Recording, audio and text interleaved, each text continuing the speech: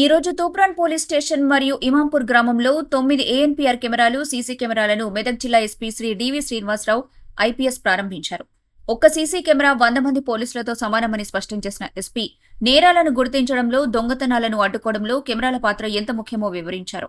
Community policing ద్వారా ప్రతి గ్రామంలో కెమెరాల వ్యవస్థను ఏర్పాటు చేస్తామని తెలిపారు.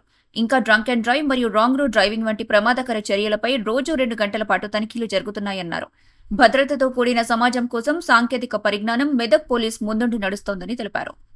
ఒకటి శంకరపేట, ఒకటి తూప్రాన్, ఒకటి రెండు చోట్ల మనం 2 కేసులు చేసాము.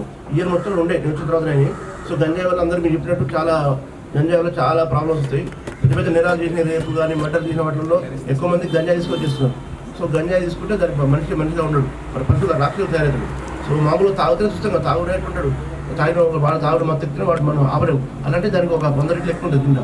సో కాబట్టి 80% పబ్లిక్ ఏమిటంటే మీరు అది పక్కన కూడా తాగినా మీకు ఇబ్బంది, పక్కన కూడా ఏం చేస్తే మొత్తం లేదు, రాక్షసులో మారిపోతుంది.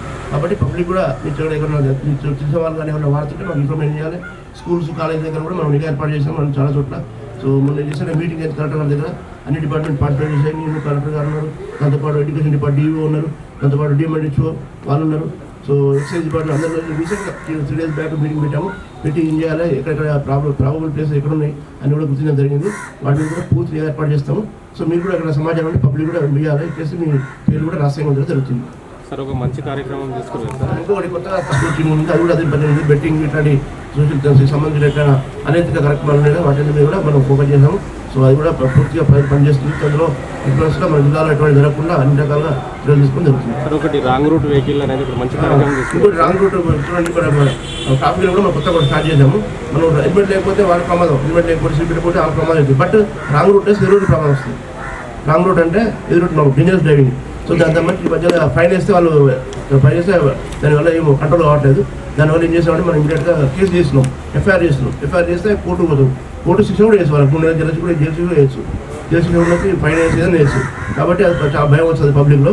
సో దాని గురించి మనం ఎఫ్ఐఆర్ చేస్తున్నాము. అదొకటి.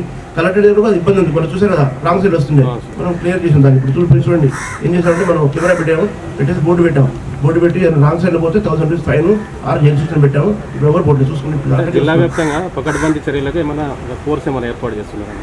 అదే టాస్క్ ఫోర్స్ ఏర్పాటు చేసాం. టాస్క్ ఫోర్స్ ఒక సిఏ ఆధ్వర్యంలో ఒక సిఏ ఒక ఎస్ఏ ఉన్నారు, దాంతోపాటు 10 మంది కానిస్టేబుల్స్ పెట్టాము. వాళ్ళంతా వీళ్ళంతా ల్యాండ్ ఆర్డర్ వాళ్ళంతా వాళ్ళ పనులు బిజీ ఉంటారు కదా. సో దానికోసం వీళ్ళు ప్రత్యేకంగా దానికోసమే ఏమైనా ఇల్లీగల్ థింగ్స్ చేస్తారా, ఏమన్నా పేకాలు ఆడతారా, బెట్టింగ్ చేస్తున్నారా, లేకపోతే గంజాయి చేస్తున్నారా, లేదా పీడిఎస్ డైవర్షన్ చేస్తారా అని ఒక్కొక్కరిని కూడా మనం ఫోకస్ చేసాము. త్వరలో రిజల్ట్ వస్తాయి. రీసెంట్గా జాయిన్ అయ్యాడు ఇన్స్పెక్టర్ 3-4 days బ్యాక్. సో ఆయన కూడా మనం పనిచేస్తున్నాడు. సో త్వరలో మంచి రిజల్ట్ వస్తాయి. మన దగ్గర 80%గా అసాంఘిక కర్మలు జరగకుండా అన్ని విధాలుగా తెలియజేసుకుంటాము. పబ్లిక్ కూడా మాకు ఇన్ఫర్మేషన్ ఇవ్వండి.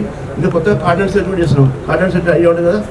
కార్డినెన్స్ సెట్ అంటే మొత్తం మన వాళ్ళంతా ఒక గ్రామానికి వెళ్ళిపోయి మొత్తం చుట్టుముట్టి అక్కడ ఎవరు ఉన్నారు, ఎవరైనా అనుమానితులు ఉన్నారా, లేకపోతే అక్కడ ఏమైనా ఇల్లుగా థింగ్స్ అవుతున్నాయా, గంజా ఉందా, అన్నీ కూడా చూస్తున్నారు. లేకపోతే దొంగ బండ్లు ఉన్నాయా, లేదంటే దొంగతనం చేసే బండ్లు ఉన్నాయా, లేకపోతే పేపర్లెస్ బండ్లు ఉన్నాయా, ఇవన్నీ కూడా చూస్తాం, చూడడం జరుగుతుంది. ఎక్కడ చేసాం మనం పాలకాలు చేసాము, ఇక్కడ పాలకాలు చేసాము. ఎవరి మంత్ 2 times చేస్తాము. అక్కడ 2 times 4 times అవుతుంది. చేస్తే దానివల్ల కూడా భయం ఉంటుంది. ఏమన్నా దొంగలు ఉన్నా నేస్తున్నా కూడా వాళ్ళ వల్ల మనకు తెలుస్తుంది. ఏమన్నా ఇల్లీగా థింగ్స్ మాకు తెలుసుకొస్తాం. ఇప్పుడు వచ్చిన తర్వాత నైట్ పెట్రోల్ కూడా మనం స్ట్రీమ్లైన్ చేసాం. ఇంతకుముందు అంత బాగా లేకుండా నేను 2 months వచ్చాను. నాకు హైదరాబాద్ అనుభవం ఉంది కాబట్టి హైదరాబాద్ సైబరాబాద్ చేశాను. ఆ అనుభవంతో ఇక్కడ కూడా స్టార్ట్ చేసాము. నైట్ పెట్రోలింగ్ ప్రతి సర్కిల్కి ఒక ఎస్ఐ ర్యాంక్ అంటాడు, మొత్తం జిల్లాకు ఒక CI are DSP rank night ఉంటాడు. ప్రతిరోజు నైట్ ఒక డిఎస్పీ ఆర్ సిఐ ర్యాంక్ అధికారి జిల్లా మొత్తానికి ఇన్ఛార్జ్. దాంతోపాటు సర్కిల్కు ప్రతి సర్కిల్ మనకు 5 సర్కిల్ ఉన్నాయి. మీద కాకుండా 5 సర్కిల్లో 5 ఎస్ఐలు తిరుగుతుంటారు. మళ్ళీ 10 పోలీసులకు ఒక టీం ఉంటుంది. పెట్రోలింగ్ 3 దశలు ఉంటుంది. 3 దశల్లో జిల్లా స్థాయి, సర్కిల్ స్థాయి, మన పోలీస్ స్థాయి తిరుగుతుంది. వాళ్ళు 24/7 అందుబాటులో ఉంటారు. ఫోన్ చేస్తే ఇప్పుడు నాకన్నా ఫోన్ చేస్తే వాళ్ళకి చెప్తాను. నైట్ ఫోన్ వస్తే కదా 2 గంటలకు ఫోన్ చేస్తాను. ఫోన్ చేస్తే అది చూస్తే తెలుస్తుంది అని పంపిస్తాను. మరిన్ని అప్డేట్స్ కోసం మా ఛానల్ని సబ్స్క్రైబ్ చేయండి.